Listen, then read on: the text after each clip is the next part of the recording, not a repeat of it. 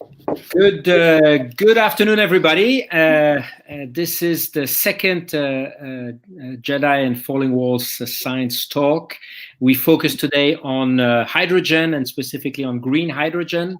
We have an amazing panel that we brought together coming from both the corporate and the startup ecosystem.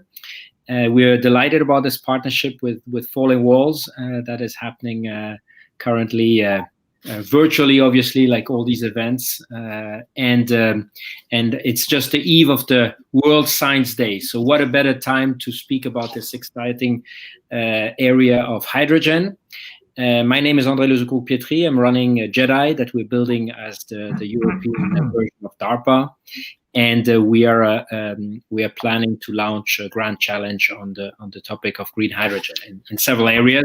And this discussion will probably help us also to refine which are the big hurdles to crack, and like Falling Walls would call, which are the big walls that need to fall. So let me introduce quickly our distinguished panel. You have their bios, but first, Dr. Enas Abou-Ahmed. She's the CEO of and co-founder of H2Go Power, which is a company that develops safe and low-cost hydrogen storage technology. She is a PhD from Cambridge, and she has multiple awards that I'm not going to list, otherwise the 45 minutes are going to spend on that. But we're really excited to have you with us, Enas. Pierre-Etienne Franc, who is both heading the business line hydrogen at Air Liquide, one of the world leaders in industrial gases, and he's also very interestingly Secretary General of Hydrogen Europe, which is basically the industry. Sorry. Of the Hydrogen Council, not Hydrogen. I'm sorry, not anymore. I'm making a big mistake. It's the Hydrogen Council, which is bringing together the whole industry working in the hydrogen space in Europe, or is it a global organization? Global. It's global. And last but not least, Daniel Teichmann, Dr. Daniel Teichmann, who has a PhD in chemical engineering, and he has set up 6 years ago, or more than that, hydrogenous technologies. He will tell us more about that. And today, Hydrogenous, I think, is about 100 people that are making also a lot of waves in this exciting realm. And he had a career also within big companies, BMW and McKinsey, to name a few. So it's a very diverse panel. One based in Paris, one in London, one in Munich, if I'm right, Daniel? Erlangen. That's 100 kilometers north of Munich. 100 kilometers north of Munich. So it's one of these future or current hidden champions. And I want to mention also, because Enas is with us, is that for us at JEDI, the UK has always been and is still very much part of Europe. So we don't want to renounce all the good talent that is in the UK, in Switzerland, in Norway, which obviously is also an important country for hydrogen. So without further ado, why don't we do a first round? We have 45 minutes together, and have each of you tell us, where do you see the current scientific and technological frontiers in hydrogen? Maybe Dr. Abou-Ahmed, Enas, do you want to start? Yes, sure. Thank you very much, Andre, for the lovely introduction. And hello, everyone watching us from wherever you are. I think it's a really good question to start with. And in my opinion, the link between science and technology and really the ability to grow this industry to its potential, the economics for it has to work. And for the economics to work, there are multiple factors, but one of them is getting the science and technology right, so the unit economics could be reduced to where it should be. For example, advanced technologies that could reduce the cost of electrolysis, advanced technologies that could reduce the cost of storage and advanced technologies that could reduce the cost of conversion, if we're talking about fuel cells or whatever form of other combustion or other conversions. I really think that any combination of these three pillars or any of them standalone would really have an impact on bringing the cost down, and that will have serious implications on how unit economics could be brought down. A lot of science could go into, and technology could go into designing the chemistry of electrolyzers or the engineering of electrolyzers, storage technologies, or fuel cells. And in my opinion, there's a lot of science and technology development that today is best suited to be invested in to accelerate that growth towards cost reduction and more efficient and effective deployment of technologies to achieve the anticipated growth. Thank you very much. And as we probably will go dig deeper into which technologies you're mentioning, maybe Daniel, you want to follow up on that and then tell us maybe about your view where the most hard or the most promising topics are? Yeah, maybe I can add something to what Inna said about science and technology. I mean, you know, for a long time, hydrogen was considered as being science, as being very early development work, right? Being first pilots and so on. So therefore, I think now we are in the very exciting phase where it's really about commercializing it, about rolling it out, right? About bringing it into scale. And I think that's what's extremely important and also very helpful for making hydrogen successful in the end.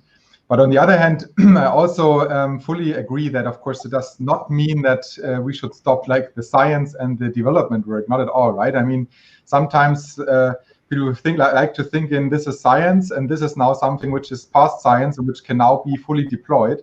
But of course, it will always be both of it, right? And therefore, I think it is important to now scale hydrogen, to now bring it into application, to really scale up on the production side, but of course also on the consumption side. But at the same time, of course, there's still so much potential in all these hydrogen technologies, right? In terms of efficiencies, in terms of costs, in terms of course, other very important factors, lifetime, cyclability, and all of that. And therefore, I think hydrogen is a very good example where we are now past this pure research phase, right? But it's also a very good example of where there's still so much room for optimization and improvement by further improving the technology. And I mean, you asked about where the biggest issues are at the moment. I mean, all in all, it's about costs at the moment, right? Because I think we have great technologies for producing hydrogen, for transporting hydrogen, for using hydrogen. But now it's really about scaling up. It's about driving down costs, increasing efficiency, so that we get step by step closer to a really economic feasibility, which is still always difficult as long as you have to compare to fossil fuels like fossil hydrogen or whatever. But to get much closer to that, I think it's really improvement in costs, which of course scientists and technologists can drive a lot by increasing efficiency and so on. If I can maybe just build on this before going to Pierre-Etienne, is cost, I mean, when we talk scaling, most of people will think about economies of scale, but probably not only. So what part is economy of scale? What part is new production methods that could significantly diminish costs? And we come back to the technological aspect through this. Daniel. Yeah, I think it's really both, right? I mean, of course, hydrogen is something in my eyes that needs to be thought big, right? Where you really have huge economies of scale, especially in production and import and transportation. But of course, it's not only economies of scale. I mean, it's also, I mean, it is a new industry, even if hydrogen has been around for a very long time, but really looking at it as an energy carrier where, of course, also efficiencies are very crucial, where costs are very crucial. I mean, that's something new, right? Because, I mean, hydrogen used to be an industrial gas, and now we try to let it become a commodity, right? An energy carrier, and this changes many things. And therefore, I think economies of scale is the one very important part, but it's certainly more than that. It's also optimizing it towards this application as an energy carrier, optimizing efficiencies, optimizing the processes, having new technologies available. So it's certainly both sides of the medal. Super. So coming to you, Pierre-Etienne, I mean, you heard all that. You have an exceptional industry view. Tell us where the industry is going and also where your company is going. What are the priorities on your side? So maybe just, I don't know, in the audience who knows a lot or not about hydrogen, but just to put that in perspective. So hydrogen production and use is today still already a major market for a couple of industries, mostly refining the chemical industries. It's already a market of around 70 million tons. But when you look at the potential of hydrogen for the energy transition, it could move up to 500 million tons in the next coming decades.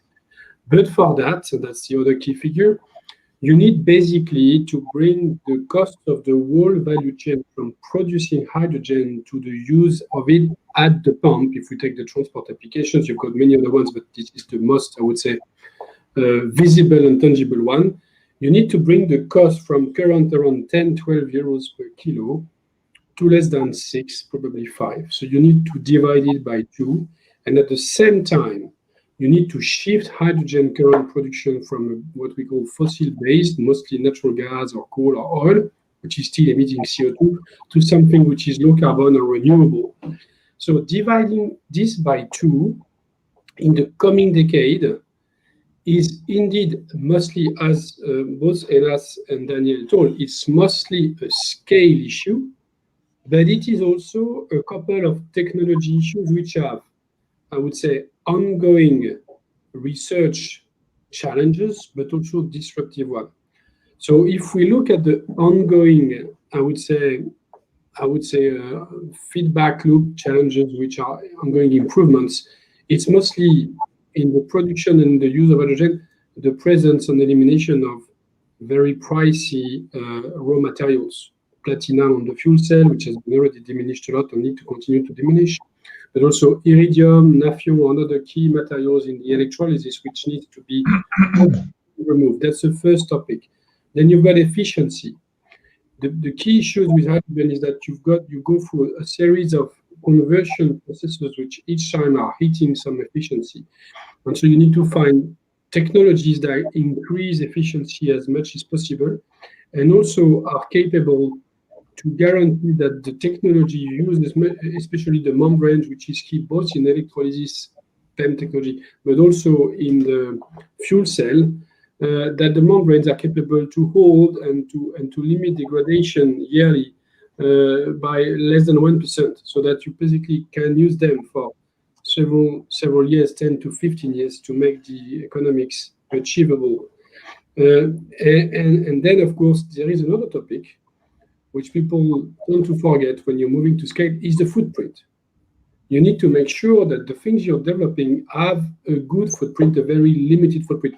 And we speak about it not only for production, massive production, but also for the use in cars, of the footprint of the fuel cell, the footprint of the reservoirs, the ability to store with very efficient gravimetric and density is a fundamental issue. And I think Enas, of course, has some solutions there. But those are key topics where not only ongoing, I would say, applied R&D is going to be necessary, but also disruptive one. That's not going to happen in the next 5 years, but maybe in the next 10 years or more, are required. And there might be a couple of topics we can discuss further when we continue the dialogue. But to finish, before we start again, coming back to what Ella said, electrolysis, the way you improve the electrolysis, which is capturing hydrogen from water by using renewable energy, the way you improve that. The other ways of production with low carbon sources, many very disruptive. Storage, of course, storage technologies are fundamental issues on the value chain to make this promising vector go to scale and take the market. Thank you very much, Pierre-Etienne. That was very enlightening. So coming to Enas, could you tell us why you think storage is storing in hydrogen is so important, and are there differences according to the type of hydrogen, blue, green, or gray or black hydrogen? Please help us understand a little bit the technological, but also the application challenges that you see in your field. Sure. So the simple reason why we need to think very seriously about storage and all the technologies and R&D that goes into making storage viable, practical, and economical is that we just have really, I mean, the past 10 months have been unprecedented for the hydrogen industry. We have these targets that are enormous. So, for example, the EU, according to the EU strategy, we're going to produce 40 gigawatts of green hydrogen by 2030.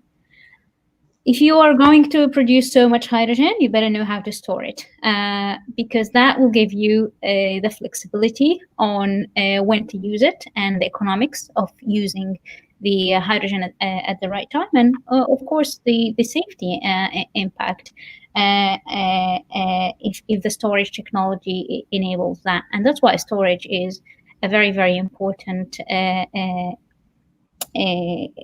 value in the whole chain. And without it, it would be very difficult to think that the hydrogen industry can grow to its projected potential. So because of that importance, we do need to look at hydrogen technologies very closely and take that very seriously in terms of how much effort and resources we put behind growing that pillar, if we want to divide the hydrogen value chain into pillars, because of its importance. In terms of what color you want to choose to work with when it comes to hydrogen, based on where you are, what industry, what application you have chosen, what are the restrictions and the opportunities in front of you. Some technologies might matter. For example, the one that we work with doesn't necessarily. I'm sure Daniel could have also like a lot of input on the storage, the technologies that they work on, and if the color of hydrogen matters. But regardless of the color of hydrogen, obviously because of the decarbonization targets, green hydrogen is a preferred one from an environmental perspective, especially if the economics would make sense. There wouldn't be a lot of need or incentive to opt for growing other colors within the hydrogen industry. But hydrogen technology should be agnostic for if the chemistry allows. For what type and what color of hydrogen you're working with. Well, when we talk about storage, we obviously think about safety. Could you delve a little bit more into that? Because even if the image of hydrogen has improved massively in a few last years, I mean, it is a very volatile gas. It's one of the lightest that exist. It can. I mean, it's difficult to identify. Please let us know what have been the big improvements on the safety side which have been done, which obviously have a huge impact on storage. So that's a fantastic question, just to highlight the power of technology and the power of the progressive approaches that we've been seeing in the past few years that could very much push the growth of the hydrogen industry. Traditionally, we used to compress gas up to high pressure in cylinders, and that's your hydrogen storage. We've learned in the past few years how to go to push the pressure bar a bit further. So now we can be comfortable with compressing 700 bars within the cylinders. We're using it on the Toyota cars and many other cars. It works. The thing is, the need to compress gas is because it's a happy gas. It's the smallest molecule. It wants to spread around, and if you want to really like get enough density of it in one space in a small volume. You need to compress. The more you compress, the higher the energy density that you could achieve. Now, that is not the safest way to store a gas. And if you wanted to store more gas beyond what 700 bars, you're really starting to take more and more risks. Plus the compression cost, when you're talking about 700 bars, you're talking about 55 to 60% of the entire storage process. And that is a big motivation to really move beyond compression and look at low pressure technologies or storage technologies that look at more practical methodologies and operation conditions that allows to store even more hydrogen than what you could achieve with 700 bars, but at the same time keep the safety concerns very low. And do you see any big progress being made, or do you feel that today the achievement is enough to reach the scale that Pierre-Etienne and Daniel spoke before?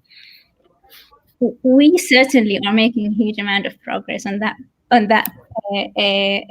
side, and I'm sure, I mean, Hydrogenious and what Daniel could bring to this conversation is very, very important as well. But certainly there is a lot of advancement on this field, not enough, because the targets are really the targets to embed more and more hydrogen in our energy system and in our industries and in operations and transport.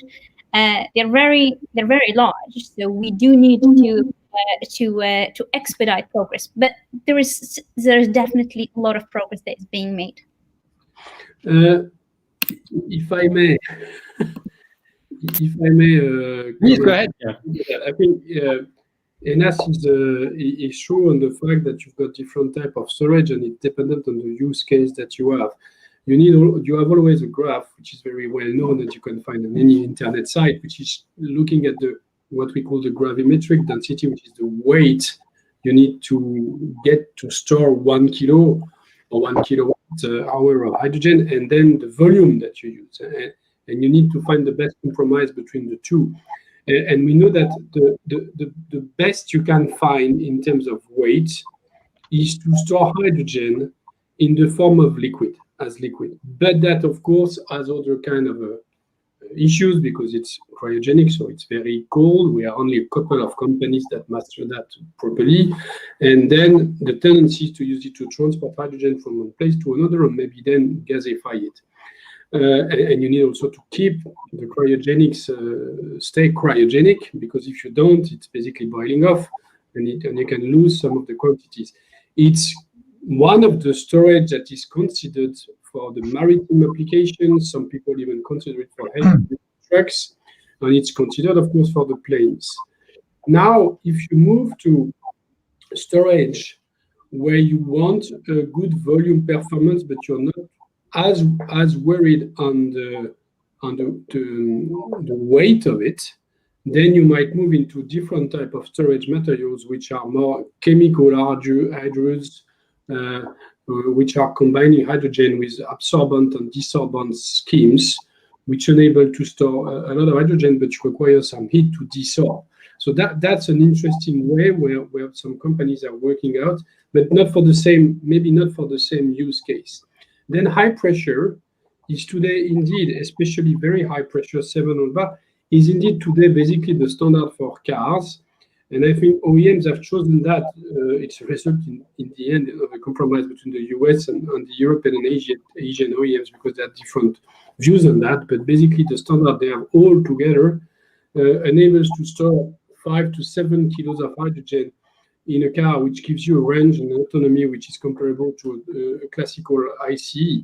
And so the safety related to pressure is, to our knowledge, very well mastered, because the technology has enabled to develop type 4 or type 5 technologies to store the hydrogen. And those OEMs, they're making crash tests, but basically the result of the crash test is that you only have the cylinder remaining, because all the rest has been crushed, because the cylinders that are being used are resistant to pressure, which you don't really find in real life. So high pressure, of course, if you couldn't find a way to to store low pressure, the same volumetric, with the same volume would be very good, but it's not possible except if it's liquid, and that's the problem. And if you find something else and it's very heavy, and then you've got an issue on autonomy again. So that's why, based on the use case, you will have different type of storage technologies, but it's a fundamental topic for long-term research, because if we can find better performance, as safe as possible, it would of course be very interesting. Fascinating. Yeah. Go ahead, Inas, and then I'll yeah, no, I just wanted to comment that thanks for clarifying that it really matters to look at the application, because it does matter what application you're looking at, and high pressure might work very well for one with some drawbacks, but might be a no-go for another application, and therefore you do need to look at the exact application. But I think as well the economics of compression, the maintenance, there's a lot of room for improvements in that.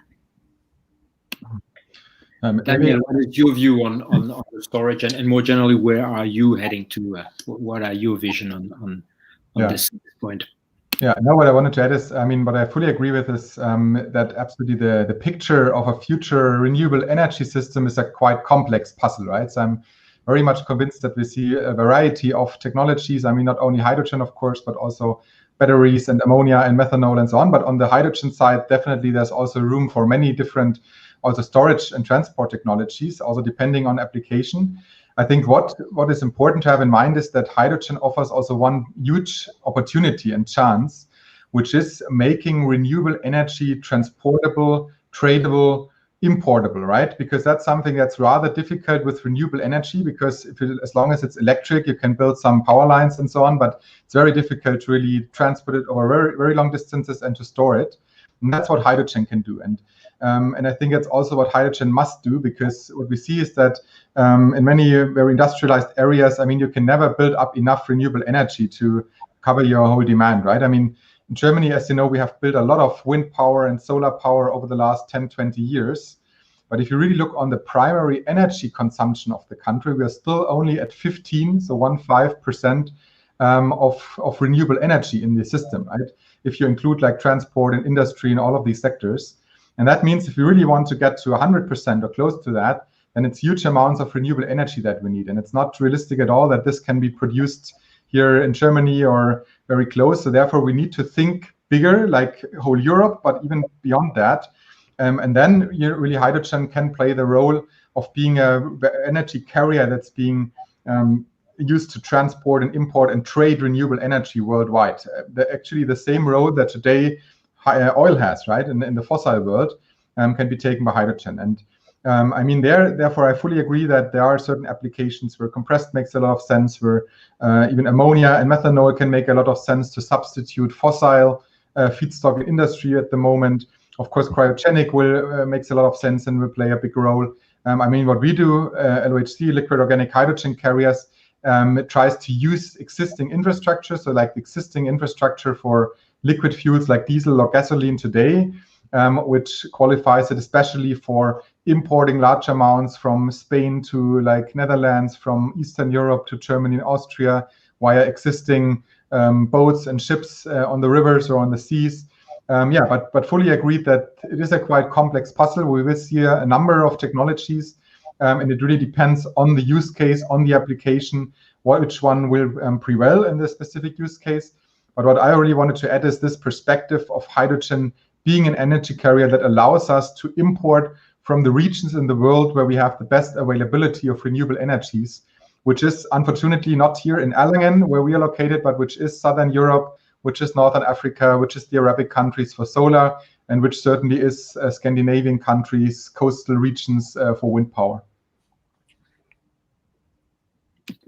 And Daniel, you are currently operating in Europe. You're currently operating, I think, also in the US. I think you're trying to get also or you're already on the Asian market.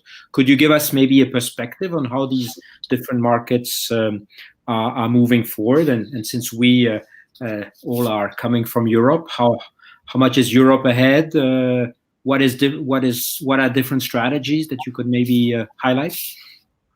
Yeah, I mean, maybe Hydrogenous is even a good example. I mean, we are seven years old now, and over that 7 years, momentum and also regional focuses have changed quite a lot already, right? I mean, I would say like in Asia, it started already 4 or 5 years ago that the momentum around hydrogen picked up a lot, like in Japan, but also in South Korea, but mainly also in China, where, I mean, after going very much into like batteries and battery electric mobility and so on, China also put a big focus on especially heavy-duty vehicles and having them run on hydrogen, but also looking onto all the other aspects of the hydrogen value chain. So there was a time, let's say 4 years ago, when there was not much interest here in Europe, but already growing interest in Asia, which of course was when a lot of the players in the industry, also ourselves, looked into Asia. But this has certainly changed to some degree over the last, let's say, 2 years, I would say, where momentum here in Europe has really increased significantly. Of course, Asia is still very much working on it, and is certainly also quite ahead in some fields, but in others, I think Europe has a very good position. I mean, what we now see is really a joint effort of politics, but also industry and also society to make this happen. And as we mentioned earlier, this is involving, of course, to think it big, to involving, of course, a lot of funding, a lot of money, a lot of commitment from many sides. So I see at the moment a quite good position of Europe. Of course, they need to prove it, or we need to prove it over the next 5 to 10 years, really building up these large-scale infrastructures here, because that is what will certainly happen in Asia over the next 5 to 10 years. I mean, US is certainly a bit of a special market, if you like. I mean, it is today one of the biggest markets for cryogenic hydrogen, especially, right? So, I mean, they're already using that technology a lot. I mean, there are a lot of users of hydrogen, but certainly in sense of green hydrogen and decarbonization and so on, we all know that past years have been a bit difficult. Maybe that will change step by step now. So certainly the United States will be one of the big drivers. But for the moment, I think it was Asia who started that development 5 years ago. And now it's Europe really adding a lot of momentum to that. And as far as we can see from the moment, I think with quite some success, but that needs still to be proven with what's now coming from political side over the next years. Go ahead, Pierre. Yeah, maybe one comment on Europe. It's as usual.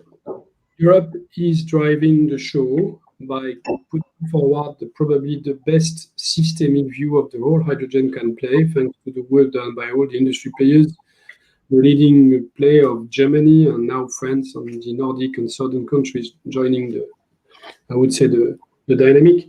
The big issue with Europe is the time to execution. Is that we have now framed the ambition, but how long is it going to take to get all the regulations and funding policies in place so that we can indeed move on and do those large projects? And this is where I am afraid that at the same time, as usual, China is going to learn and be faster than us. And even the US, with the new president-elect, might catch up very fast. So we have the right vision. We have the right players. We have already a couple of key, very large projects ongoing.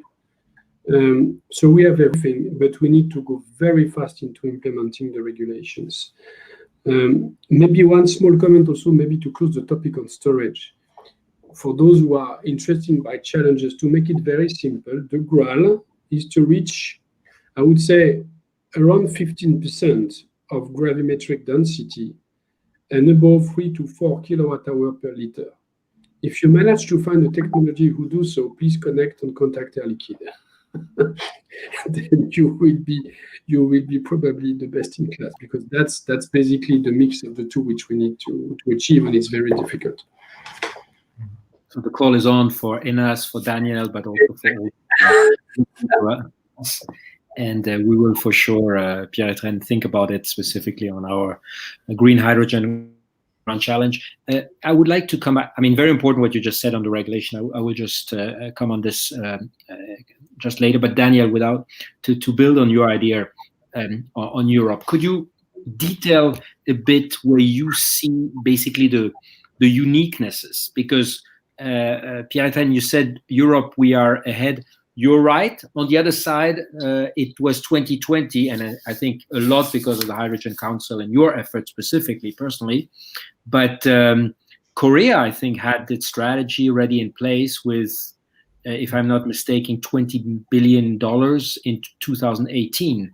So could you give us a bit where the different directions are going in Asia from an infrastructure, but also from a technology point of view? And we seem to have a new administration in the US. Are there some areas in which the US want to move forward? Mm-hmm. Yeah, I think one of the things where Europe maybe is not so good developed at the moment, and where Asia is very good, is really like going into mass development, mass production of fuel cells, for example, right? Also in the automotive industry. I mean, we see players like Hyundai and Toyota. We see a lot of players in the heavy-duty sector, and that's all about scaling up quantities in fuel cells, driving down costs, making it very cheap. And that's certainly something where at the moment we're not seeing too many activities here in Europe. I mean, we have a lot of automotive suppliers which are now starting fuel cell development activities, but I mean, especially on the OEM side, there's not too much development so far, or only started. So that's certainly a field, I think, where at the moment Asia is much better developed. I think also what is a strength, of course, in countries like Japan, but also China, is that they have a very holistic view and approach to how to structure that, how to drive that forward on a long-term timeline, also including all relevant parts of society and industry and politics. I mean, Germany and Europe, of course, have a number of big industrial players that are quite well positioned, right? Like on production technologies like electrolysis, like also on, I mean, the conventional technologies. I mean, cryogenic was mentioned and so on. And I think what is a big opportunity is certainly this drive in Europe towards emission-free technologies and in an energy system, right? Because the biggest challenge that we currently have is that you still, even if you upscale and even if you have the best product application, you still have a gap towards fossil fuels, right? And that needs to be overcome by something like CO2 pricing, by, of course, regulation, what was mentioned earlier, making it more favorable for green hydrogen and so on. And I think, and at least I hope, that in Europe we have this kind of consensus that this is something that's very necessary, and therefore we will really go that pathway, which will certainly in the short term can be rather painful, right? Because it will mean that we're producing more costs, that things become more expensive in the first step. But I'm very much convinced that in the longer term, this is really an opportunity not only to become emission-free, but also to really come to a very low level of costs in the end. Because as we all know, I mean, sun and wind are for free. Of course, you need to invest into systems that collect it, and of course, you need all the other technology. But I think in the end, this can be very cheap and very cost competitive to today's fossil fuels, but less the emissions. And just picking on this, and maybe having also afterwards Pierre-Etienne comment, we mentioned speed of execution. I mean, look at the electric car business. Today, there seems to be a reckoning among a lot of OEMs. I mean, I saw one of the French OEMs only launching now hybrid or purely electrical model going forward. But already 55% of battery production is in Asia and in China in particular. So we are playing catch up, and you know, here at JEDI, what we are focused on is the next big thing, because we believe playing defense is always first very costly and often too late. So tell us, maybe Daniel, why this delay? Is it a strategic blindness? I'm sorry to be a bit blunt, by the big players. Is it a question only of money? Why are we not moving faster? And it's not just the Chinese. You mentioned the Japanese or the Koreans. Yeah, you're referring to the automotive part, especially, right? Yes, I mean, please expand it if you think. Yeah. I mean, there are certainly a number of reasons, and it's probably not so easy to grasp. But I mean, just from my point of view, I mean, it is certainly something that the European and especially maybe also German car manufacturers are very, very good in certain aspects of this business, right? Which is certainly having high quality, having very good production in place, having, of course, premium offering and so on. But certainly, I mean, as we all know, they are not really the drivers in terms of completely new technologies. And I mean, what I see is that everybody's struggling a lot to really make battery electric vehicles possible, right? I mean, where we all know that somebody like Tesla's and others have quite an advantage and have really shown to the market that it works, but also that there is a market for it, right? That people want to have it and that it works, which was 5 years ago and 10 years ago very much disputed, right, by the big players. Therefore, I think they are now in a phase where they're really struggling to get behind and to really to have also their own products, also, of course, trying to sell it to their customers. And therefore, I think having hydrogen now as part of this offering is a lot of complexity that at the moment I think they believe is very difficult to handle, also difficult to sell to the customers, because if you say them, please buy our battery electric cars, but by the way, in 2 years' time, we'll have a much better hydrogen car, which can go 700 kilometers and so on, is more difficult, right? I think this is no excuse in the end, because as you said correctly, I mean, companies like Hyundai and Toyota also managed to do it, right? But I think that's part of the thing. I think these players are very good in incremental innovation and having something very high quality, but from their nature, from their culture, from how they have learned to do over the last 100 years, they're not necessarily the best to really do disruptive things, right? Which also JEDI is about, by really saying, okay, this is the future and we now need to start it. But to be honest, I really cannot fully get behind it, because I think it's quite clear that battery electric will play an important role, but I think it's also quite clear that hydrogen will play an important role. And therefore, I would never bet only on one of them, but I would really prepare my company to do both. And I think especially in heavy duty vehicles, but also in like larger cars, longer distance cars, which are premium cars, right? Which like especially the German car makers actually have the biggest share. I think hydrogen will play a role, definitely. I'm driving now the Hyundai Nexo for 1.5 years, 30,000 kilometers already. I have never had a problem so far. It's just very easy, very convenient. Same experience than with gasoline, just without emissions. So for me, it's very clear that that will be a share. If it will be 10 or 70% in the passenger car market in the end, I cannot say. That depends a bit on the relative development, battery, fuel cell, and so on. But it will certainly have a role in transportation. So fascinating. And after this wonderful advertising for Korean maker, Pierre-Etienne, I mean, what is your view on the role of large corporates? I mean, you were mentioning very rightly the speed of execution. What is your view on this? I for a couple of minutes, so I don't know exactly what you discussed, but if you ask me what the corporate can do, the large ones, well, we've done a couple of things. It's true that the large corporates normally should have the cash flow and the technologies and the global view enabling them to steer the dynamic. That being said, we cannot do it without the startups.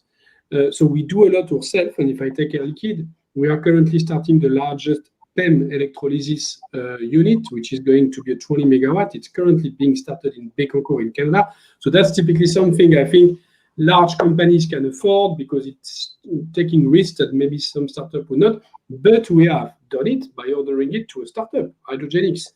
We are working in California, developing a 200 million euro liquefier and the downstream logistics to supply the Californian mobility market. The customer is a startup. It's First Element Fuel, who's basically having 50% of the network. But again, we are doing the investment. In Paris, we have helped start up the largest captive fleet using taxi, fuel cell taxi, the Nexos and the Mirai. We in fact invested a lot, but this is the startup driven by an entrepreneur. And by the way, back to what Daniel just said before, it is the exact example showing that light duty vehicles, when they have a high intensive mobility pattern, like taxis, when they want to run and being connected 24 hours a day, there's no other way than hydrogen, because the autonomy plus the time to charge is a lot more efficient in terms of consumer experience than the batteries. So here again, we are providing input, we are supplying stations, we're supplying hydrogen, we're investing into the startup, so we're putting a lot of effort to help develop the dynamic. In Germany, we have been triggering and steering the setup of a consortium, building 100 stations. We have done the same in Japan. We are doing the same in Korea. And each time we are putting money on technologies, but it's done with other large corporations, gathering them with the public support and with a lot of startups, because they are sometimes, of course, more agile than large corporations.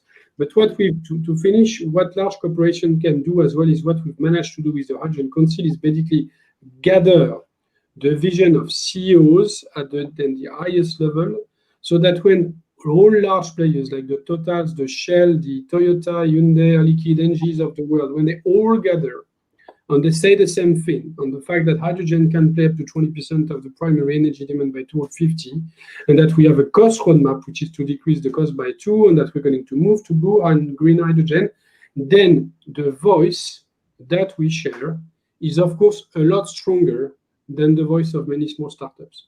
So this is what we've tried to do as Air Liquide, is to gather that, and I think we succeeded relatively well in the last 4 years. But now where we could be challenged in a way is that now we need to move faster as large corporate. We need to put more money in the system. We need to invest massively for those scale projects, because this is what's going to bring the startup, the dynamic and the business, I would say, depth. And it's what's going to bring hydrogen at scale in a profitable way. Enas, maybe you want to comment on this. I mean, do you see that effort happening and this ecosystem approach that Pierre-Etienne was mentioning? How do you? What is your view on it? Yeah, certainly. I mean, corporates and small businesses, they operate in a completely different way, as Pierre-Etienne have already said. They operate on a completely different pace, and they operate on completely different resources. What I'd like to see more is actually both type of corporates and small businesses coming together to accelerate working on things that could be done faster, as opposed to being done in isolation, whereas small business doesn't have enough budget or enough human resource, and the corporate doesn't have enough technology or enough agility to get past a certain technological barrier. Bringing these two words together could actually accelerate towards progress that is useful for everyone.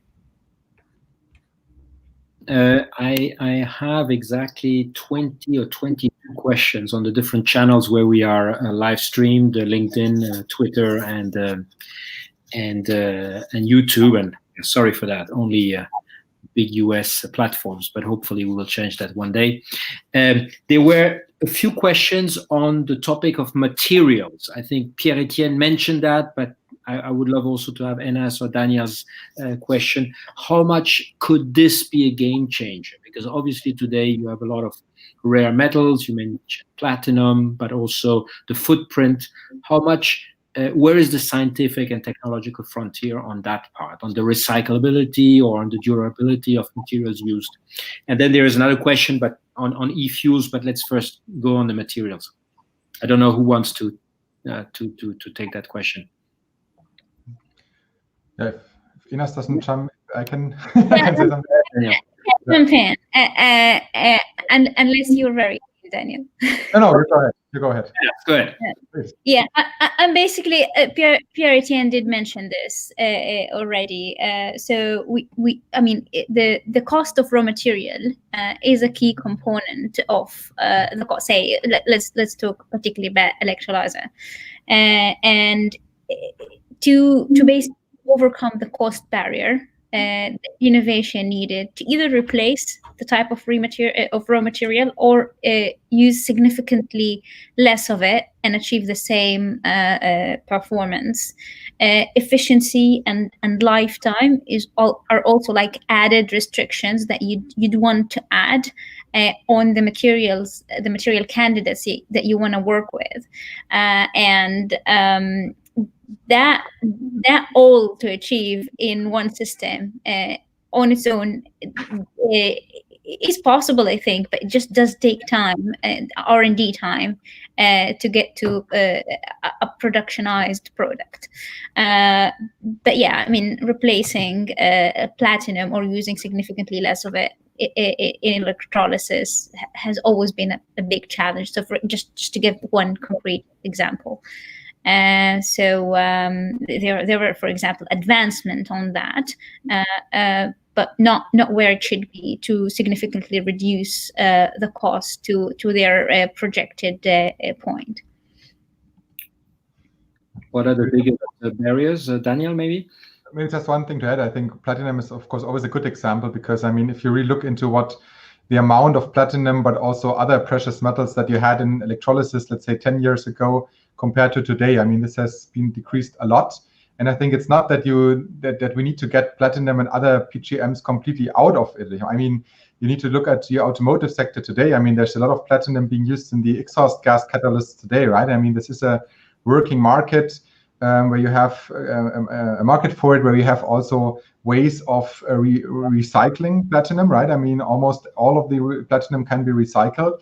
So I do not see a problem in terms of we need to get away from platinum completely, but it's certainly a cost factor. And therefore, I mean, this decrease in the amount that you have in your fuel cell, in your electrolysis, certainly plays a critical role. But I mean, I'm always positively surprised to see how much it has improved already over the last 10 years.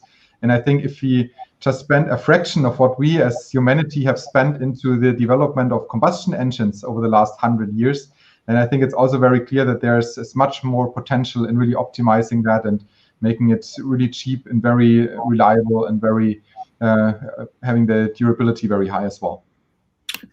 Maybe a small comment on that, and I think it's for maybe some of the audience, for the ones that are looking what are the next key scientific places where to develop education or research. Clearly, hydrogen or hydrogen-related technologies is fundamental, because it's going to pervade throughout all the energy system.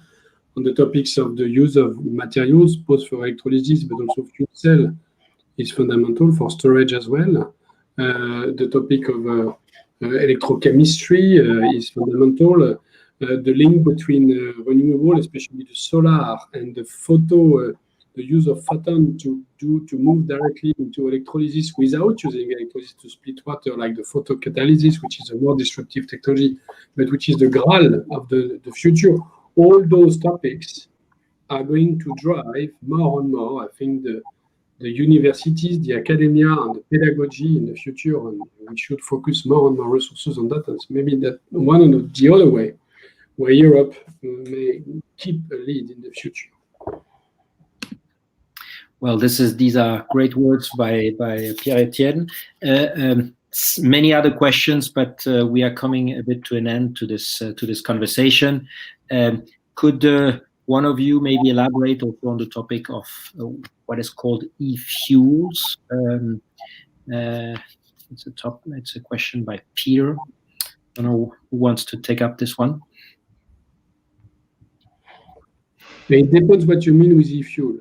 If e-fuel is developing synthetic fuels using hydrogen and carbon, well, it's something that many people look at, but it's very expensive. But it's going to be needed for sure, at least in the aeronautics industry, and maybe in the maritime industry if liquid hydrogen doesn't fly or ammonia doesn't fly. But it's more expensive than hydrogen today. Probably it was indeed either synthetic, which was mentioned, or in this question, or ammonia. Could you maybe elaborate, or one of you elaborate on the role of that ammonia could play? Maybe Daniel, you want? I can, but please do. Yeah, maybe just a few. I mean, ammonia. Yeah, that's the idea of creating ammonia from green hydrogen, and then I mean, ammonia is something which you can ship in existing infrastructure, but it is a chemical that's really very difficult to handle. I mean, it is something which is highly toxic, which is also very corrosive, which is very difficult to handle. But I mean, it is possible today as an industrial feedstock. What I believe we will definitely see is replacing the current fossil ammonia by green ammonia in the future. I think that makes a lot of sense. So we really need ammonia as a fuel. What I personally do not believe in so much is seeing ammonia really as a hydrogen carrier, where we would then release hydrogen from and then feed it into some fuel cells and so on. Because for that, I believe that ammonia is just something which is pretty nasty to handle, especially if you want to supply it to refueling stations and outside of big industrial parks and so on. But I think what we will definitely see, and I think there are first projects on the road, like for example in NEOM in Saudi Arabia, is really producing green ammonia and using it to substitute fossil ammonia that's today being used, for example, in fertilizer industry. Therefore, definitely will play a role, but in my opinion, not as a hydrogen carrier.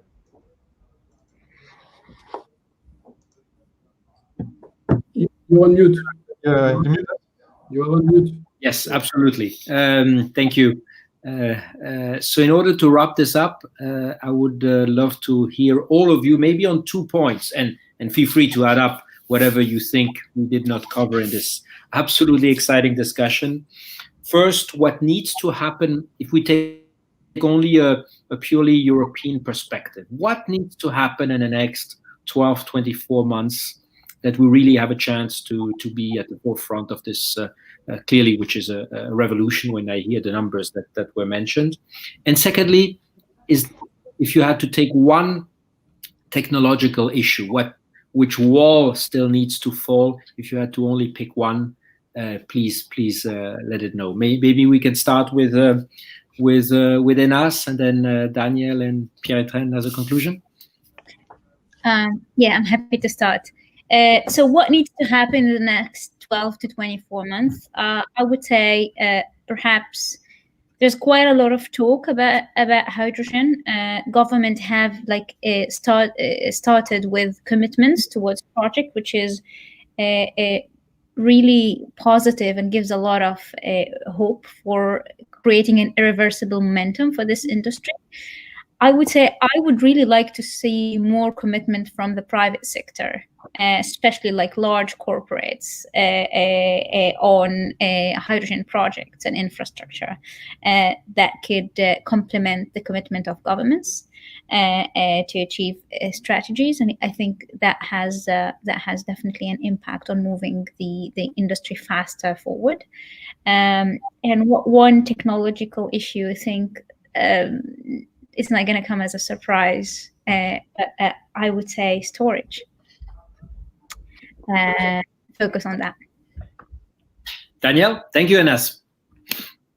Yeah, so I think when we touched it briefly before, I think what we need in Europe is now not only being ambitious, but also being brave and going ahead, right? Because I think that we all see the target, which I think is very exciting and offers many opportunities. In the end, also a very cheap emission-free energy supply in Europe.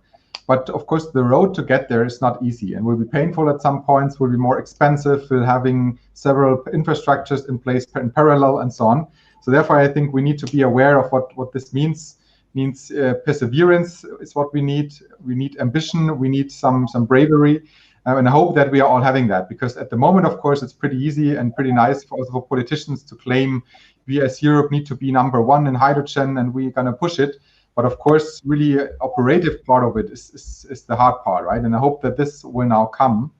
Yeah, I mean, the critical thing that needs to be there, in my eyes, is also on the consumption side. We really need the large-scale consumers for green hydrogen, not only the existing ones, but also new feedstocks like steel and so on, where it's not really only a technological question. I mean, that can be solved, but that's really the whole business case, to have that in place and to make it possible that these large industries switch to hydrogen. I think that's what's needed in the market, because I mean, on the supply side, there are many exciting opportunities, but we really need to get the supply side done, large-scale consumers of green hydrogen. I love the comment about the bravery. I mean, maybe in hydrogen we could do the same as the French quantum policy is titled the revolution that we will not miss, which takes some kind of bravery to name it like that. We'll see in a couple of years if that was right. And obviously you're a true Jedi. When I see the picture in the back of your room, it's all about moonshots, and that's what we will want to do. Pierre-Etienne, so thank you, Daniel, thank you, Enas, and Pierre-Etienne, you have the last word. So I think I told it already. I think what's missing for Europe is not the vision, is not the systemic approach to it. I think everything is there. We just need to put it in place fast, and not in a complex regulatory system. So we need rapid execution and probably more coordination between the different states which are pushing the technology from their different views. And maybe to conclude on as I alluded to it just before, to conclude on the technology challenge, I think the challenge not of this decade, but to be started in this decade so that it is industrial maybe in the coming decades, is to work around photocatalysis, is to find a way to capture directly the photon through the solar industry and to get rid of the electricity plus electrolysis step so that you can split directly water. That would probably improve significantly the efficiency, improve the footprint, and may put us closer to the photosynthesis which we live from on the other side of the livestock, because it is the way all the floor is basically healing itself. So I think that's a fundamental challenge. It's long term, but you want disruption. That's a disruption one. Thank you very much, Pierre-Etienne. That's great, and definitely we will call you up upon the artificial photosynthesis. That's a grand challenge that we want to take up. So, without further pushing it up, we spent a fantastic hour together, 15 minutes more than was planned. It was super diverse, very insightful. Thank you to Dr. Abu Ahmed. Thank you, Anas. Thank you, Dr. Teichmann. Thank you, Daniel. Thank you, Pierre-Etienne. It was exciting. Thank you also to Falling Walls. It's a great partnership with you. And I must say that this session was in competition with their grand final, where they announced their breakthroughs and the teams of the year. And apparently we had a lot of audience. So that means that we completed the mission well. So thank you to all, and see you all very soon. Tomorrow at 10:30 a.m. we have a third science talk on another important topic, which is microplastics in the oceans, together with the Tara Foundation, another wall that can fall. Thank you to all three of you. Bye-bye. Thank you.